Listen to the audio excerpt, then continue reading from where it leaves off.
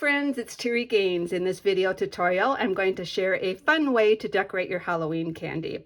I'm going to be using the Halloween Spells Designer Series paper. This paper is 12 by 12 in size. You receive 3 each of the 4 double-sided designs, and this paper can be found in Stampin' Up's 2024 scrapbooking brochure. This brochure is not printed. It's available to view online. I will have a blog post. You can find it in the text portion of this video, which will have a PDF you can download with the measurements for this project, and I will also have the PDF that you can view on my blog post. As I mentioned, I'm going to be using this Designer Series paper. It coordinates with several of Stampin' Up's exclusive colors. I'm going to choose the basic black cardstock. So the cardstock we are going to be using is 10 1/4 in size. So what I'm going to do is cut my 8.5 by 11 sheet of cardstock at 10 1/4. And then what I'm going to do is I'm going to score it before I cut the next measurement. So the first score line is at 1 inch. And so I'm going to move this over here and 1 inch mark. And the light gray is the scoring blade. I'm going to score that.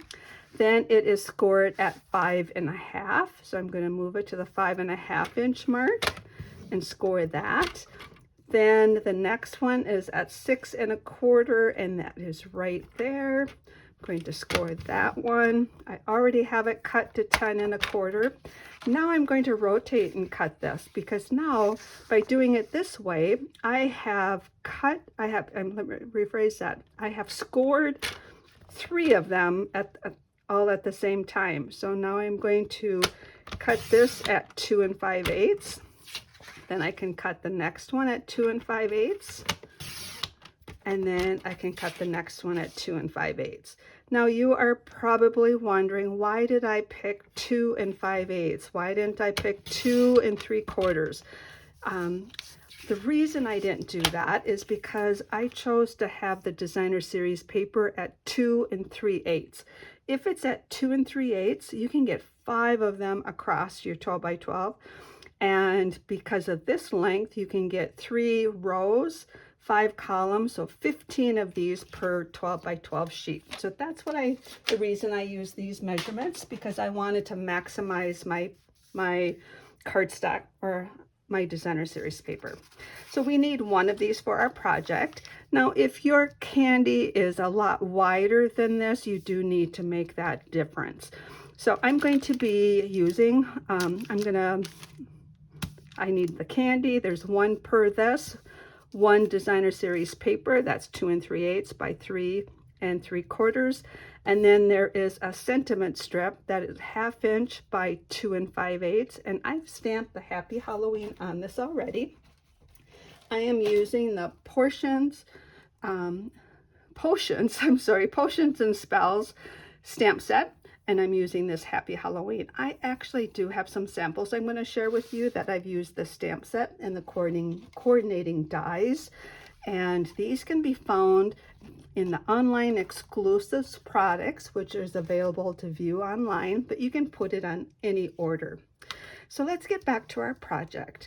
And I'll share these samples after I construct the first treat holder. So now that we have our cardstock cut to size, we have it scored, we're going to fold all of these score lines to be a mountain fold. There's 3 of them, and it's going to create like a matchbook design. So what we're going to do is take the candy, and the candy needs to be wrapped in a fashion that you can staple to the end. So I'm going to place my candy right here. I'm going to staple about a 1/2 inch up, so I want to know right where I'm going to be stapling. I'm going to center this, close that. I'm going to actually turn it this way, because I want the front of my staple to be on the back of this project. I'm going to move it up about a 1/2 inch and then staple that. This is the more finished edge of the staple. If I use this one, it might just get caught on something. And the reason I put this one here is that sentiment strip is going to cover that up. So I'm going to do that next. I'm going to bring my silicone craft mat in. I'm going to use my Stampin' Seal and just put my adhesive right across here. and then I'm going to place this. Before I talk about placing this, we need that staple down far enough that we have this space here that this can fit in and create your matchbook style holder. So just FYI, you don't want your staple way up there. So now I'm going to cover this end, this to cover that staple, and this has the nice finished side, and I'm good with that. The designer series paper is going to go right here for a decorative part of the design. Now, I am actually going to add more embellishments to mine. It depends on the designer series paper print that you use and whether you want to add more or you can leave it. Now, if you were making a lot of these, you could just pick a designer series paper that had a pattern like this one and just leave it like that. This is a good one just to leave it like that. And then we have different candy in that one. But if you wanted to, you can embellish these with different ways. I'm going to be showing you how I created this witch's hat, give you the measurements to duplicate that. But let me share some additional projects that I showed. So as I mentioned, I've used the stamp set and the dies for some of these. And then for one of them, I added a die that is from the Frozen Edges die. This is in the Stampin' Up mini catalog. And what I did is I took a strip of cardstock and I cut this out. And I don't know exactly where that ends up being cut, but I cut that out. And then what I could do is put that right on my designer series paper. These eyes are from this die set. Let's see, right here. I made 2 of these in white, right here, and then these 2 are in black to create that. Just a simple way to decorate that. I did use the dies and some new glimmer paper that's in the mini catalog and decorated that one. This one, I stamped the cat, colored it in with the blends, and I die cut the broom here and have that. And this one here, I stamped the stack of books, colored them in with the blends. I have some glimmer paper, some silver foil for that one. And then this one is actually the broom, but I cut this end off, did the white cardstock. You can see I trimmed that off, and then I put 3 of them on here to represent a ghost. And then for the eyes, I took our basic rhinestones and I took a black Sharpie and I colored in the black, or colored in the rhinestones to be black, and used those for the eyes. And then the last one I have to share is the one with the witch's hat. So let me show you how I created that one. So that bow that I have here is actually from the Peaceful Evergreen dies. I have showed a couple tutorials using these dies, but I cut this out with the gorgeous grape cardstock. So you have 2 dies, one for each of the bow ends. You have a die that goes across the top of it, and then you have a die for the tails. So what I did is I cut those all out with the gorgeous grape cardstock, and it looks like I'm missing that. Oh, there it is. There we go. We've got those. And then for this part of the hat, I have a piece of cardstock, basic black, that's 1 1/4 in this direction and 2 3/8 in this direction. And it is cut on a diagonal from one corner, just cut straight to the next corner to create 2 of the top. So this will create 2 hats. This portion is a punch. I used the 2 3/8 inch circle punch, and I punched this out, and then I folded it in half. Now I do want to let you know that cardstock has a grain to it. In one direction it folds really easy to fold it, and then the other direction it doesn't fold as easy.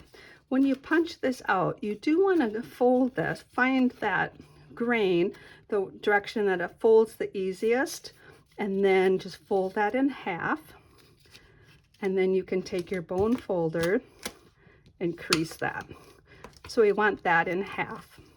Now what I'm going to do is put adhesive on the back of one of those half circles, and then I'm going to put this on my witch's hat, and then you can decide how you want that. Try to center it this way. Then I'm going to turn it over, add more adhesive, and then I'm going to attach it to this project here. Now, if I'm going to put it on an angle, now this is just open like that. What I'm going to do is take some of the black dimensionals. These come in the assortment. You get the standard size and the mini size in the same package. I'm going to double stack 2 of the standard, and that's going to give it some depth there, but actually close it up a little bit. Now the last thing I'm going to add to this is that bow. So let me show you how that is created. We have all of our parts here. So I'm going to use mini glue dots to attach that, and a bone folder to help form things.